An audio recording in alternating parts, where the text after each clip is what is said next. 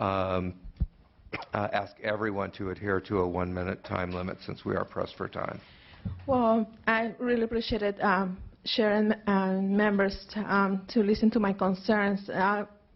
You know, my district is the one is going to be really affected in the whole project, and I don't take it lightly in this process because I've been asking for the authorities to come to my district and work with me in partnership. I noticed they have a meeting for the business, and I've been asking them for a long time since I came aboard to give me the list of the benefit that will benefit my district for the whole project. At this point, I didn't receive anything, and yet, still in the process, I don't feel it's enough transparency and accountability on this process, and I really appreciate it if you take really seriously those meetings that you're going to host in my district to partnership with my office and really acted. My community have a highly concerned, so I'm going to publicly be opposing for the whole project right now. So I really appreciate if Mr. Chair and members can respond to my letter. Thank you. Thank you very much. If you come forward, if you'd like to address the committee, please step up at this time.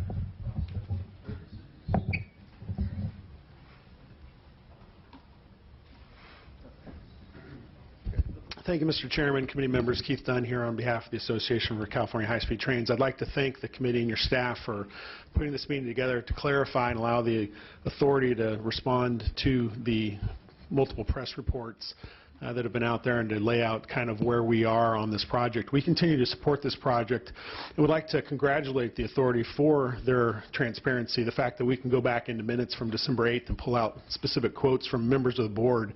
I think talks and shows that the level of transparency that the authority not only has achieved but has always strived for. We continue to support this project, the working men and women of California and their employers that are working diligently to deliver this, to improve not only our air quality, to modernize our train and transport system in California, but also to keep the promise to the voters that we do it in a timely and affordable fashion. So thank you for this opportunity and for this hearing. Thank you. Mr. Chair, members, Sarah Flocks from the California Labor Federation. We've had the opportunity to support and to participate in oversight of this project since the beginning. Not only is this the largest public works project in the country, I would say this also has the most thorough oversight of any project. We have participated in local meetings, so in communities, about this project. There has been state oversight. There was SB 1029, and there is federal oversight. There's an independent peer review. And then also, I would say that we do have also private sector oversight. A goal of this project is to have private sector investment and participation in the project, both in the building of the trains, in the operating of the system. And we know that we have to have an effective and plausible plan for the private sector to invest. And so they are watching as well. We've had the opportunity to participate in oversight. We look forward to doing that in the future. And we've seen this project evolve with the Assembly or with the legislature's participation. So we welcome these hearings and we continue to support. Thank you. Thank you for your comments. Dave DePinto, I flew up here from Los Angeles. I have something that would have taken a lot longer than a minute, so I'd appreciate just being able to highlight what is in a 2-page letter that I will leave behind. Appreciate your keeping it to a minute. Okay. I represent several communities and coalitions in the Burbank to Palmdale project section, several 100,000 people who are uniting to oppose these routes. There is a huge disconnect between what Chairman Richards says and what his project team does when it comes to transparency and accountability.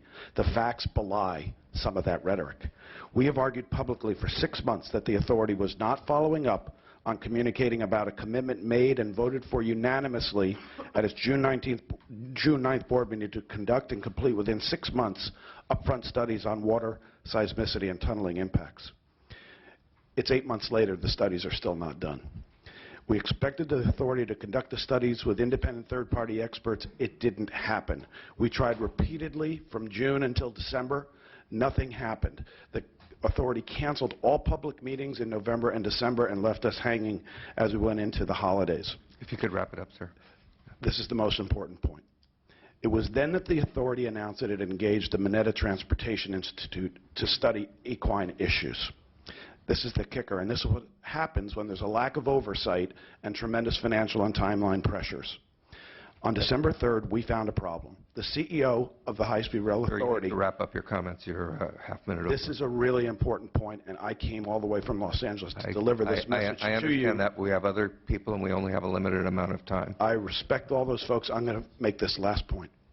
On December 3rd, we found a problem. The CEO of the authority, Jeff Morales, is on the board of the Mineta Transportation Institute, which has completed a study.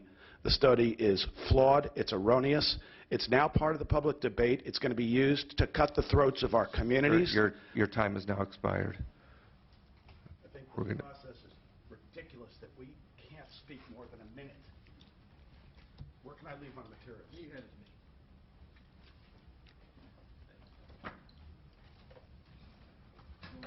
Next speaker, would you step up, please? Thank you. My name is Gregory Thompson. I'm Secretary of the Train Riders Association of California. I just wanted to say we support the development of high-speed rail in California because it has the potential for diverting significant traffic from automobiles and airplanes in one of the world's most heavily traveled corridors. However, we oppose the existing project because it fails to tap into this huge market, largely because of circuity and long travel times. The failure to consider alternatives is at the root of many of the problems bedeviling the project today. The most obvious alternative generally follows I-5. It promises such high benefits compared to costs that private money is prepared to build it, unlike the existing project. I encourage the committee to thoroughly audit the existing project in the context of the rational I-5 alternative, and if the audit points to the alternative being superior enough to attract private capital, I ask the committee to encourage its development. Thank you. Thank you very much. And I do have letters.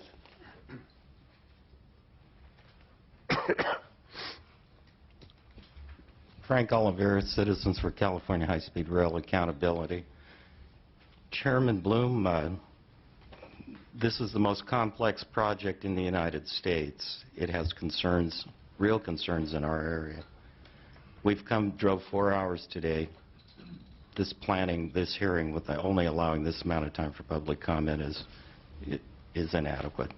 I'm going to leave Sir, I suggest you restrict your comments to the substance of your comments since we only have that limited amount of time.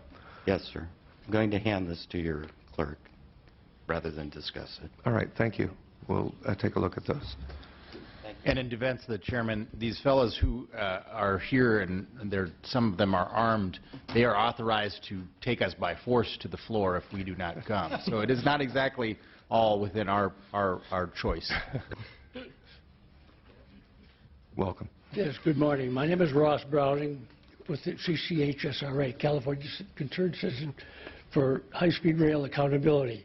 I also am upset by this 1-minute rule, but I'll try. If you'll pardon this pun, in a nutshell, there must be more oversight applied to the California High-Speed Train project. The project has not been planned well enough to be successful and is grossly lacking in capital needed to overcome its deficiencies. We would gladly compare the analysis in that PEP that you'll receive against any document that the authority has produced to date on this subject. Proper oversight of the authority would prevent the authority from manipulating the public and the legislature out of billions of dollars that could be more effectively used elsewhere to address greenhouse gas. Thank you. Thank you, sir. Good morning. I'm Sherilyn Smith. I'm from Fresno. I drove up here in the fog, and I support Jim Patterson's suggestion that we reconvene later today. I cannot cover what I have to say. I do want to make another suggestion to this committee that however these committees are formed, I'd like to see more gender representation, more females on the committee as well. I do have something to present on my perspective on the affiliation of cap and trade and high-speed rail. If you'd like, I'd be glad to make another trip up here. I have a PowerPoint on it in which I'm presenting to people in the valley. The issue is that the relationship between cap and trade and high-speed rail undermines the goals of cap and trade. I would like any oversight committee to be aware of that, to be monitoring what goes on there, because in fact, the success of cap and trade is dependent on the reduction of greenhouse gases and the diminishing of revenue. Thank you. The high-speed rail has stated things that would offset that success. Thank you. Thank you for your comments. Yes, my name is Ron Jones. I'm the president of the Train Riders Association of California. There are a number of topics we could cover, whether it's subsidence and the issues with eminent domain going down the road, to the fact that in the last business plan, as Mr. Morales stated, they went through a detailed update of that 2014, and you're all waiting for the 2016, I assume. Well, our belief is that all that was done was a change in the inflation and adjustments to those costs. So that's something you might consider as you're looking at comparing that. I have two reports, one by one of our board members, Susan McAdams, who's been deeply involved in the issues of Burbank in regards to the double tracking down there and the duplication, and actually in alternative, actually blocking the ability of one of the major alternatives to be considered down there because of a Metrolink contract. But I don't have time today. I'm submitting reports, one of these to each one of your offices, as well as the governor, and to the speaker. We'll also be talking about the condemnation of the major Madera Business Park that is being done as we speak. Thank you. Thank you. We'll be happy to take a look at those. Good morning, Mr. Chairman. My name is Alan Scott. I'm from Hanford, California. I'm a founding member of Citizens for California High-Speed Rail Accountability. I have a package, and I got up at around, well, I actually got up at 1:30 this morning. We left and came up here, and to hear what you said a moment ago, Mr. Chairman, I don't know you, I've never met you. I'm displeased. I understand you're caught under the gun or anything else like that. I have a package. I'll give it to you. But to Mr. Patterson, who I'm familiar with, I appreciate all of your efforts on our behalf, and you are right on, and they are not. Thank you. Thank you.